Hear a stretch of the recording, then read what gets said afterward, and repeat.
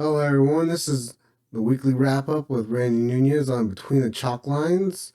Thank you again for joining me. We had a crazy week. If you didn't know, you're going to know already. We had the winter meetings in Nashville, Tennessee. It was a little icy cold with things going a little bit slowly, but we actually had a big trade to start off things that had implications for later on in the week. The Mariners and the Braves made a late night trade on Sunday, first day of the winter meetings, when everyone was starting to put away their clothes and whatnot, get some drinks, dinner, and maybe. But the Mariners decided to trade Jared Kelenic, outfielder. He was a top prospect for them just a couple of years ago in 2018, 2019. They thought he was going to be the future of the outfield for Seattle. That turned out to be not the case. So he was sent along with left-handed pitcher Marco Gonzalez and first baseman Evan White, who we just talked about Jackson Churio, who got an extension as a prospect. Evan White also got an extension when he was a prospect. They thought he was going to be their future first baseman. But that, again, like Kelenic, is no longer the case. He was sent to Braves, but there was a twist. So we'll get to that. They also sent cash in return for right-handed pitchers Cole Phillips and Jackson Cower from the Braves. Moving on. Monday was when things started to get a little bit interesting. Jackson Trios. When I just mentioned him and Evan White in the same sentence. The Brewers announced that his extension became official.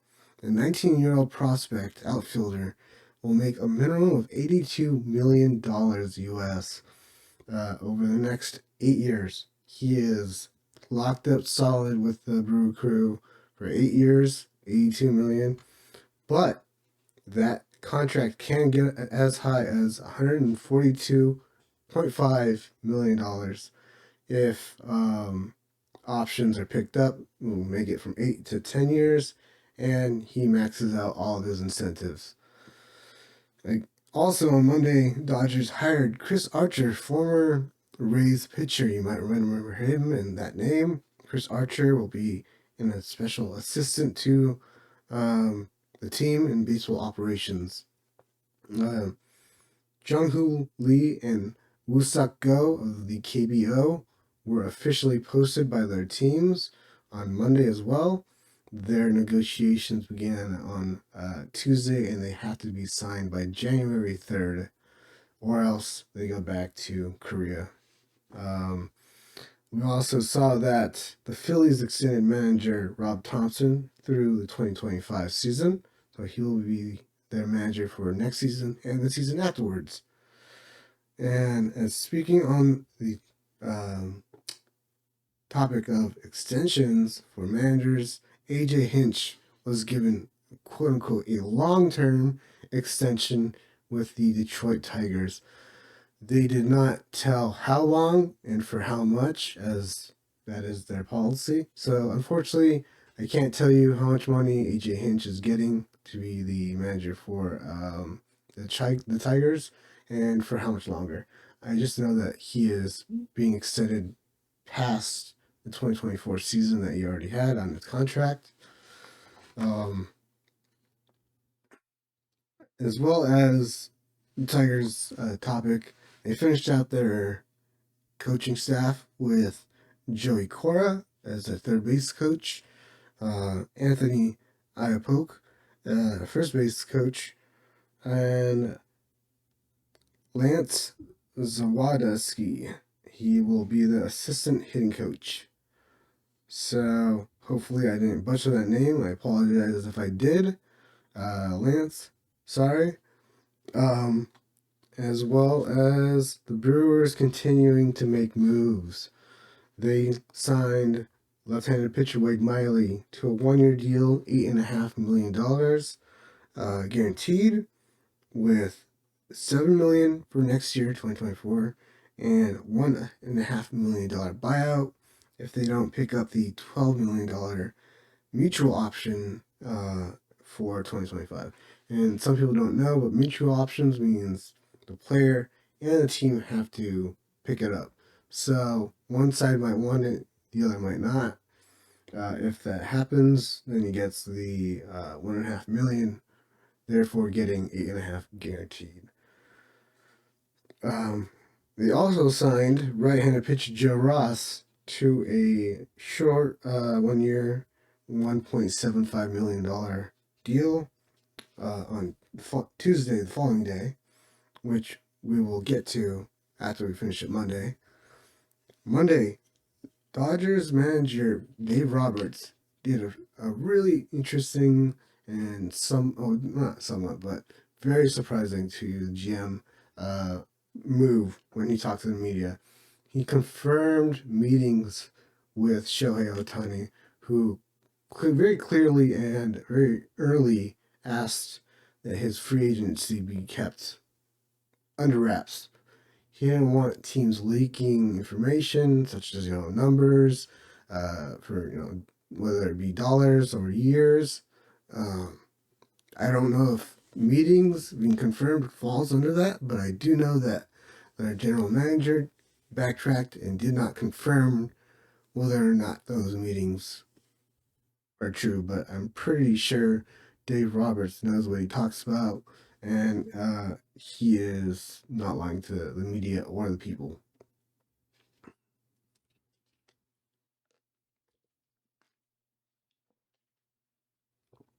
Along with the Ohtani meeting comments, he also did mention that Mookie Betts will be, or looks to be, the second baseman for the Dodgers going from 2024 and on.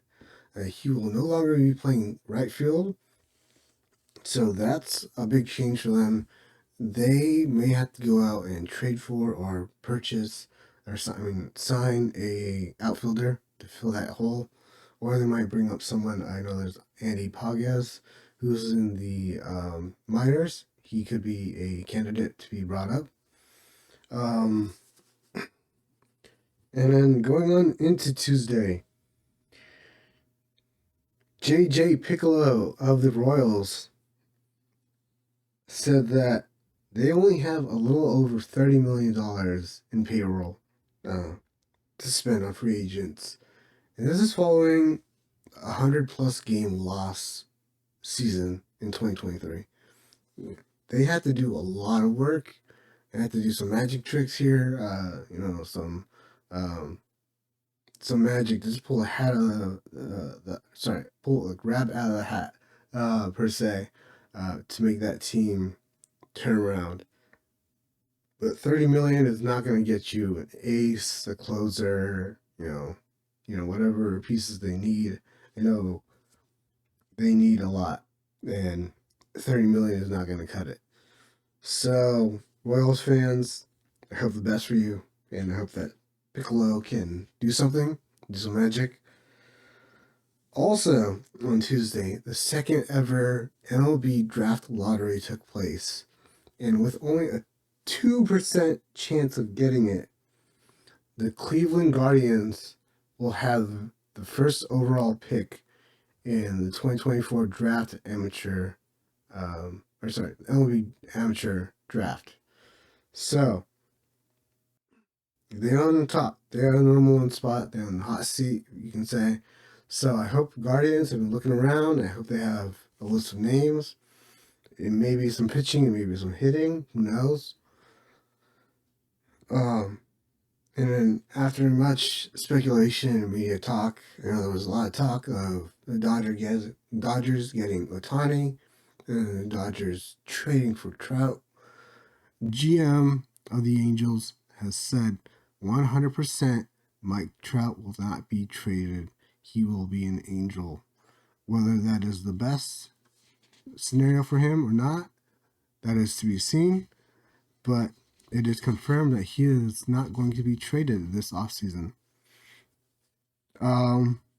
In addition to Tuesday,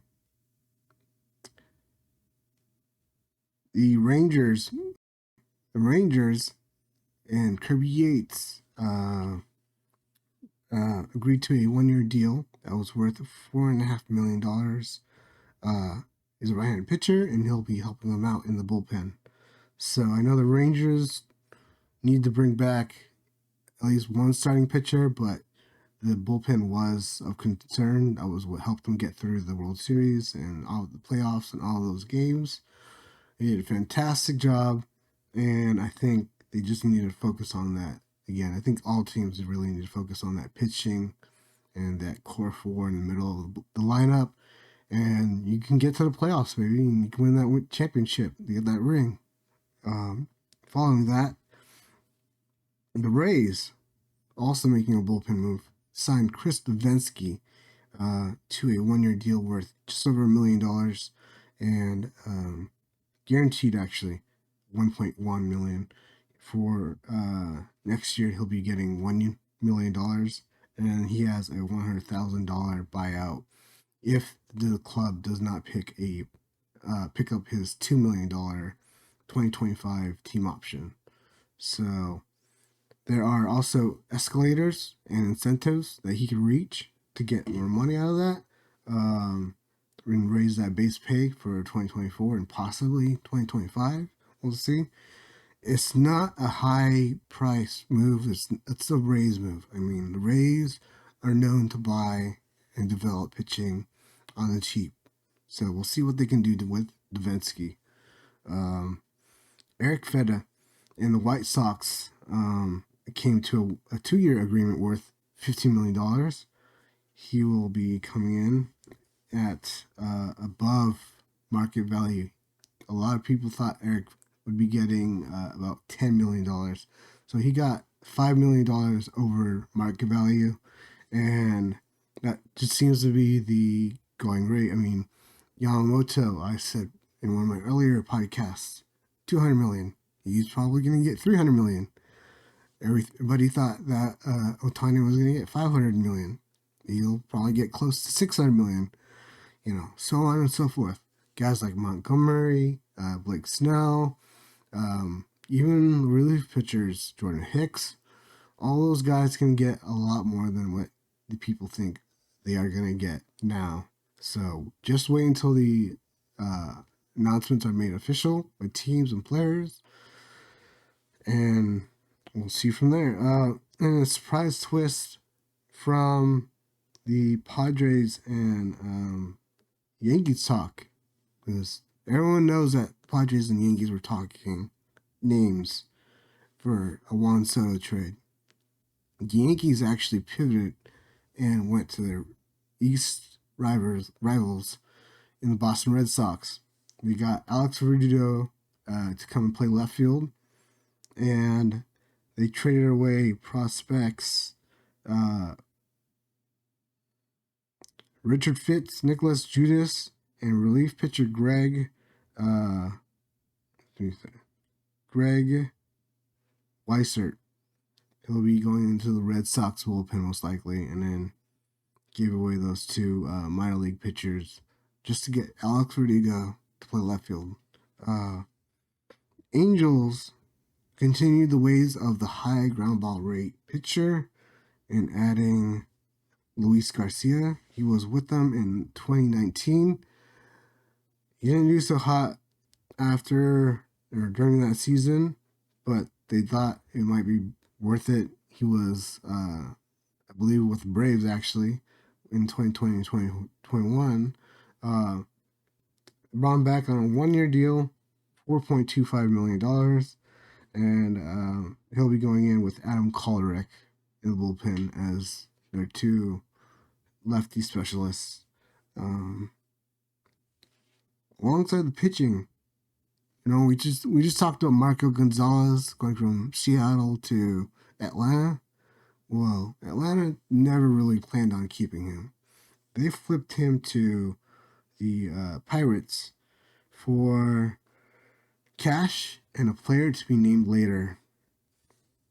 And after looking at a reunion possibly with Martin Maldonado, the Astros actually decided that they would maybe save some money and err on the side of offense rather than defense, and agreed to a 2-year deal with Victor Caratini at $12 million guaranteed. So they're paying for the bat instead of the glove. I know personally as an Angels fan because we had Martin Maldonado. I've seen Astros and him play against my Angels for years and become a champion. He is a great defensive catcher, but can't hit all that well. So they went with Victor Caratini instead. And then to finish off that Tuesday, that was the last big deal that was made on Tuesday night at the Winter Meetings. Wednesday, the final day of Winter Meetings in Nashville, started off with Aaron Boone, manager of the Yankees, announcing that DJ LeMahieu would be shifting to third base because that's a hole for them, and be playing third base just about every day as much as possible for them, and that will kind of shut off the left side of the field. So they'll have Mayhew, Volpe, and then we'll see what happens at second, first base as well. Kind of see what happens there. But those two spots I think are locked down by Volpe and LeMahieu. And the Mets and Michael Tonkin came to an agreement on a split contract. These are a little bit more annoying to work with, I guess you could say. But he will make $1 million prorated while he's in the majors.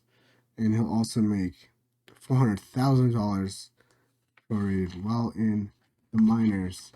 So Michael Tonkin will want to do his best during spring training and make opening day roster, or if not, be on the top of the list to be called up.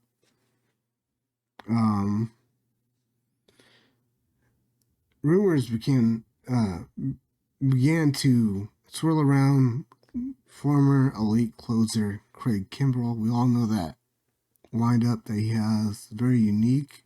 You see it on film, you don't know the name. He's just got that kind of arm out and then pitches. But the Orioles, of all teams, came to a 1-year agreement, $13 million. Again, we're seeing a lot of money here for the pitchers, especially the pitchers with names behind them and years, numbers.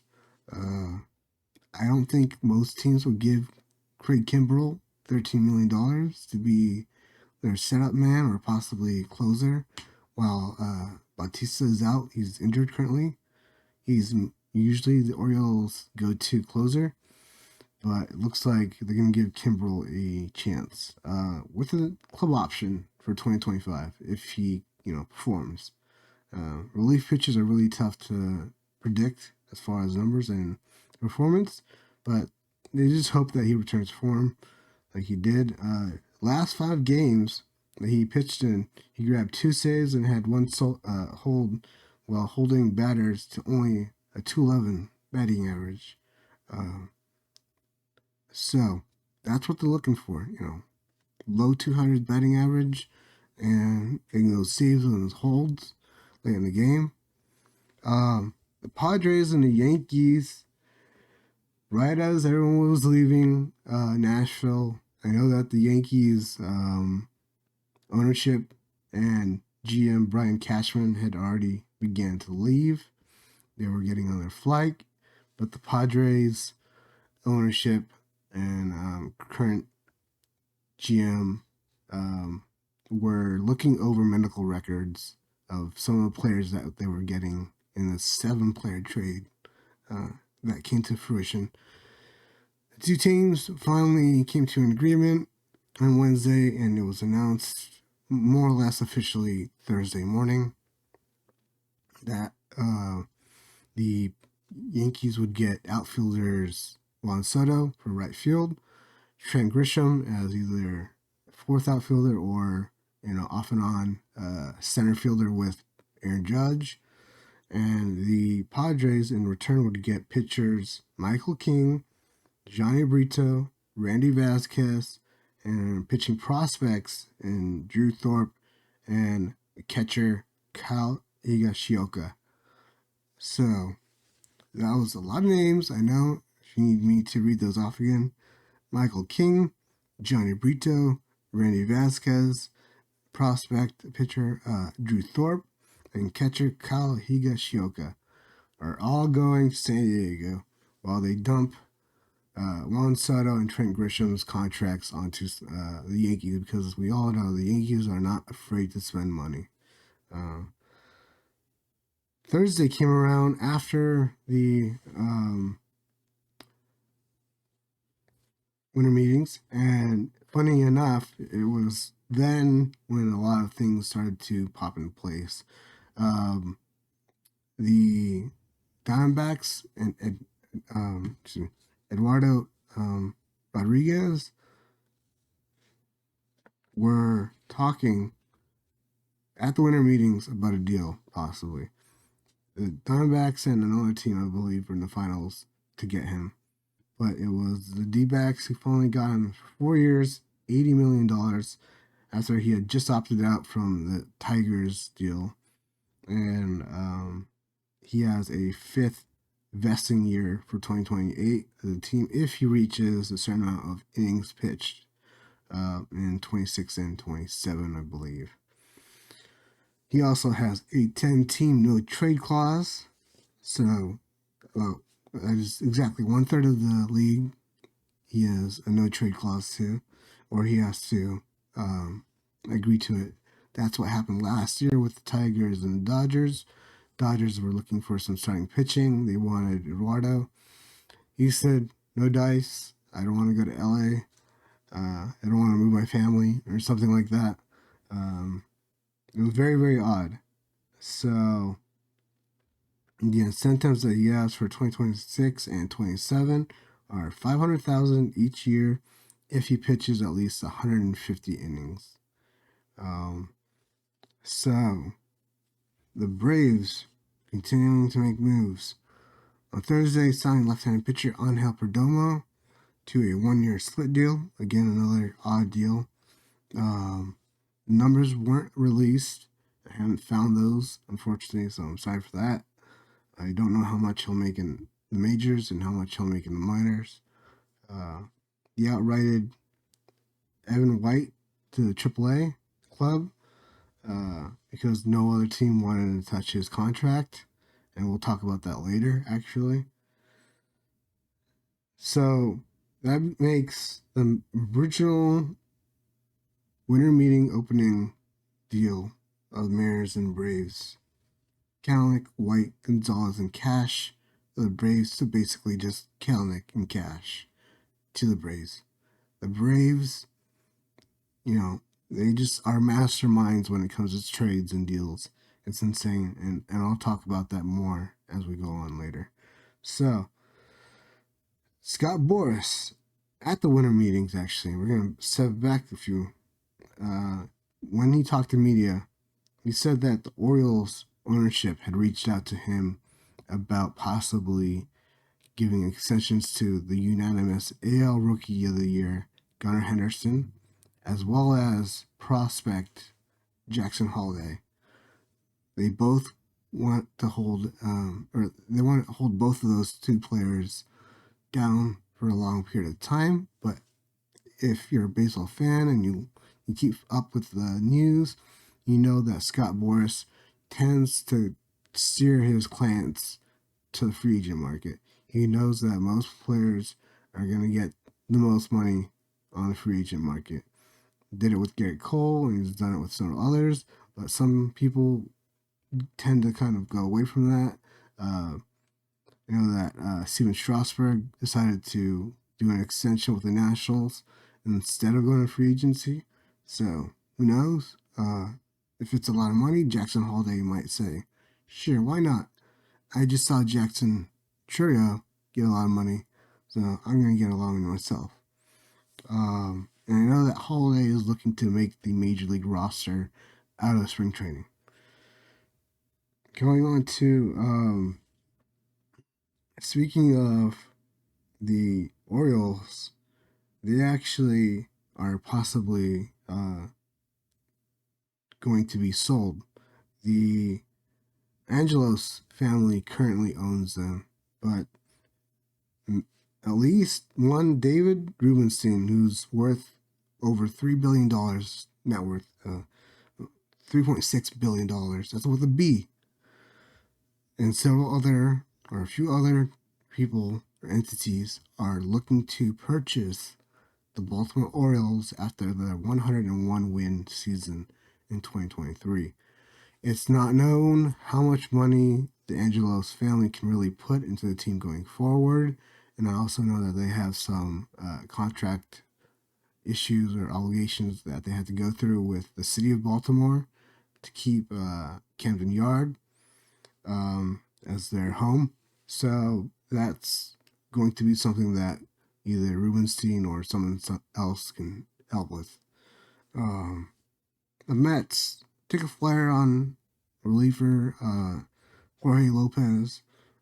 1 year, $2 million, cheap. Just to help out the bullpen, see what you can do.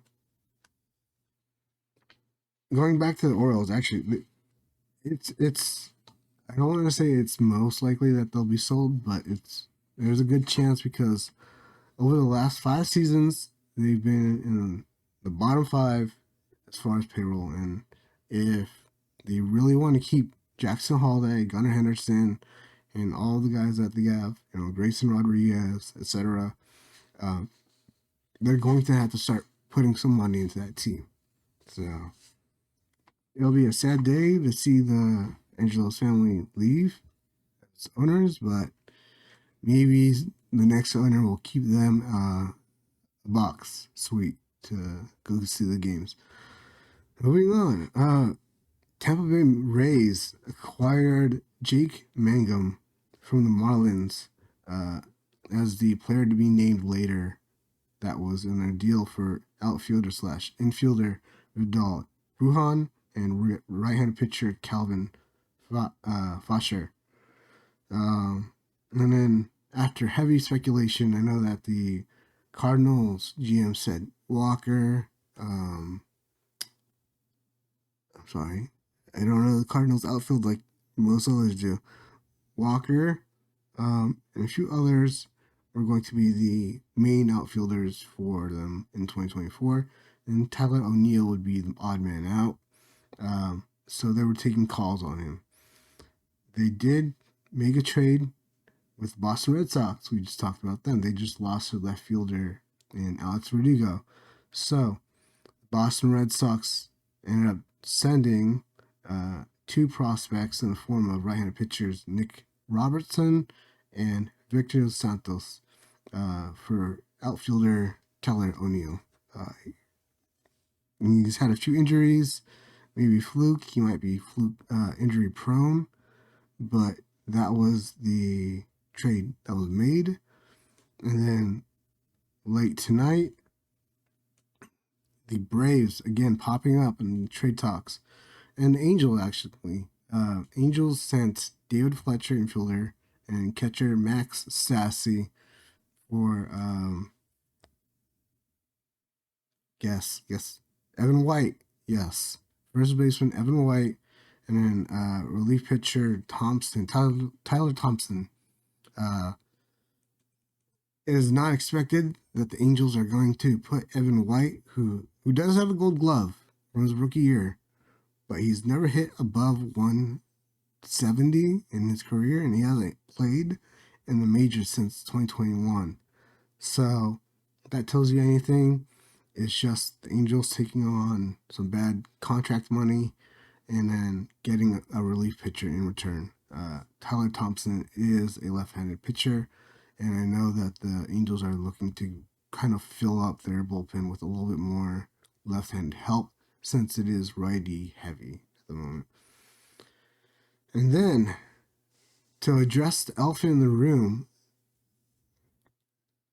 Friday was, I think for the baseball world at least, it was rife with speculation and rumors that Shohei Ohtani had finally picked the team that he was going to. He was going to Toronto, baby. He was signing up with the Blue Jays. It was done deal. JP Hornstra from the Dodgers Nation blog, fan blog of all things, Hornstra, was the first one to break it. I think it was about 9:30 or 10 a.m. Pacific that the article came out. He had a great piece on why he should go to Toronto, and why they would be able to afford him because they're worth $24 billion ownership, all these things, and even congratulate him as the Dodgers Nation fan blog, congratulating their, I guess you could say, quote unquote, rival in this battle to get Shohei Ohtani. Those rumors were quickly squashed by likes of John Rossi, John Heyman, and others, even Jeff Fletcher of the OC Register. But later in the day, there was a twist. John Rossi came back and confirmed, quote unquote, confirmed that Ohtani was indeed en route to Toronto, but his agency, CAA, would not confirm his travel plans. That was the hitch in the tweet, and that was ultimately what took down John Rossi's tweet. About an hour or so after he was supposedly landing in Toronto, Canada, Jeff Fletcher, Bob Nightingale, and several other national baseball writers and Southern California baseball writers confirmed that Ohtani had never left California at all on December 8th, 2023. He probably was reading all of these rumors or was told by his agent, or he may have just been relaxing out here in Southern California. But the man never left California. He never went to Toronto, Canada. And that is that. What a week, everybody. What a week. And that's it. What a Friday with that Shohei watch. This is Randy Nunez, your host, out between the chalk lines, weekly wrap up. I hope to see you next week. Goodbye.